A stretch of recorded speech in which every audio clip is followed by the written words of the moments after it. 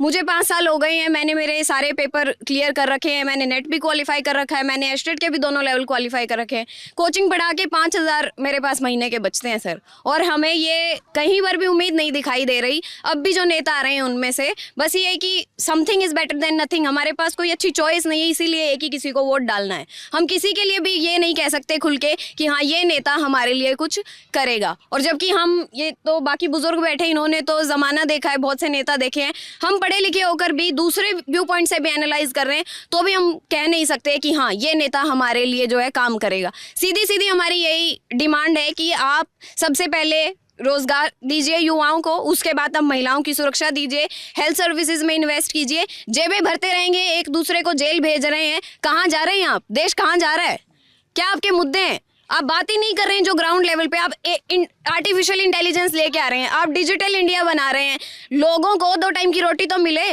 मेरी शादी को 3 साल होने वाले हैं, और अब भी मैं ये सोचती हूँ कि 2 लड़के अगर हो गए तो कहाँ से वो अपना पेट पालेंगे।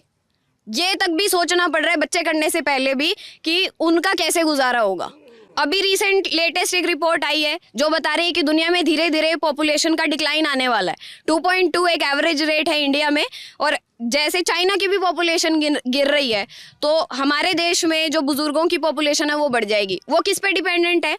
युवाओं पर। और युवा कहाँ जा रहे हैं? आत्महत्या करने को मजबूर हैं, किसान आत्महत्या करने को मजबूर हैं।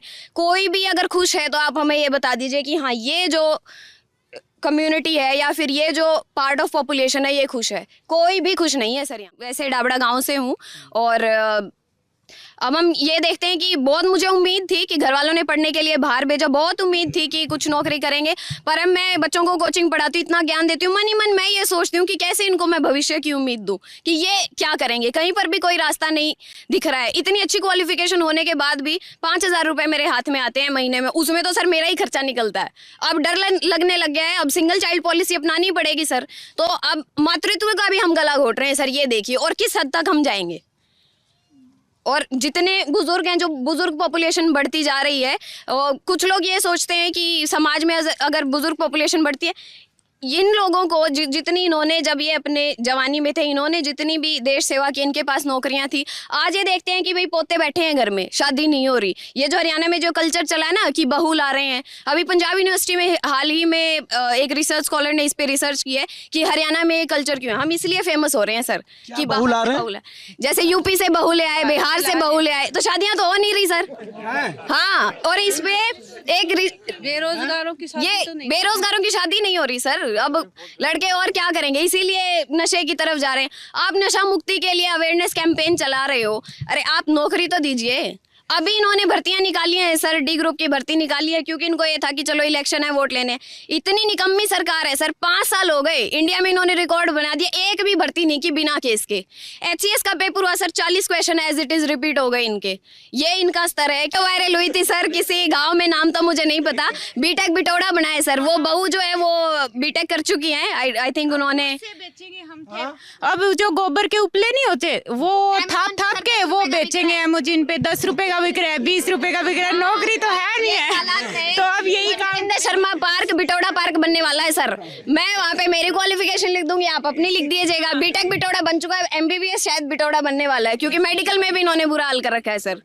यही चल रहा है। हरियाणा तो अतरंगी है। हमारे यहाँ कभी कमी नहीं हुई सर, पैदावार होती है, और बड़ा जो माना जाता है, जितने भी हमारे खिलाड़ी हैं सब हरियाणा से हुए हैं।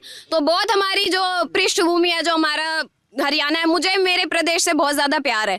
हमारे यहाँ हमेशा खाने के लिए अनाज पैदा हुआ है। बिहार देख लो, झारखंड देख लो, वहाँ तो चलो हालात बुरे हैं कि चलो अन्न पैदा नहीं होता, बाढ़ आ जाती है, कोई नेचुरल कैलेमिटी यहाँ नहीं होती। प्रोडक्शन होता है, राइस का ले लीजिए, वीट ले लीजिए, हम लार्जेस्ट प्रोड्यूस करते हैं, वीट हो गया, राइस हो गया, लेकिन वो अनाज सड़ जाता है। मुझे तो ये नहीं समझ में आ रहा है ये लोग काम क्या कर रहे हैं, कहीं काम नहीं दिख रहा। और तुम कुछ तो करो, तुम्हारा काम तो दिखे। लगा दिए ना, जो MA MPhil MPhD करके रखे थे उनको 4th ग्रेड की नौकरी दे दी, बस D ग्रुप की।